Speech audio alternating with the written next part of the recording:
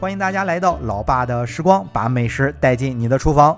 今天咱用家里最常用的材料教大家做一道老口味的卤果，就是味道有点像桃酥的饼干做法非常的简单。如果没有烤箱的话，家里有空气炸锅也能做的。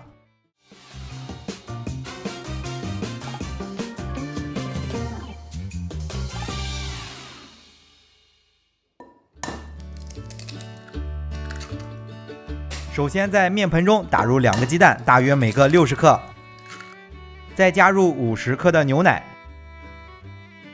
，150克的花生油，100克的白砂糖，然后把材料先搅拌到白糖融化。我们这边比较喜欢吃花生油的，如果吃不上来花生油的味道，可以用味道比较清淡的玉米油。那这种老式的糕点糖油会多一些，虽然放了100克的白糖，但吃起来并不是很甜，可能和这种糕点的做法有关系吧。做的时候就不建议减糖了，不然吃起来就太淡了。那多搅拌一会儿，把材料充分混合之后，最后再加入500克的中筋粉，就是家里做包子、馒头最常用的面粉。面粉呢，最好再过筛一下。最后加入5克的泡打粉，把材料揉均匀就行了。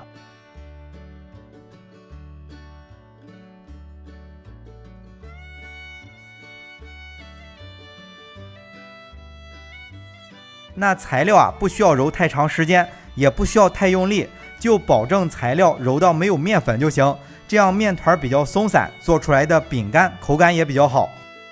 面团揉均匀之后再擀成有1厘米厚的面饼，随便找个模具什么形状的都行，按压出来就做好了。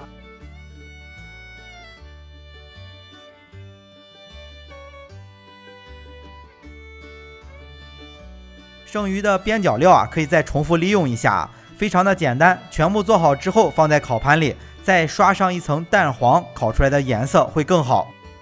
那烤箱记得提前把温度预热好，烤箱的温度设定是以80升的烤箱为例，把上下都预热到180度，放在烤箱的中层烤20到25分钟。如果想吃老一点的，时间就稍微长一点。最后撒上点芝麻就送入烤箱。这个饼干比较小，而且做起来比较简单，能烤熟就能吃。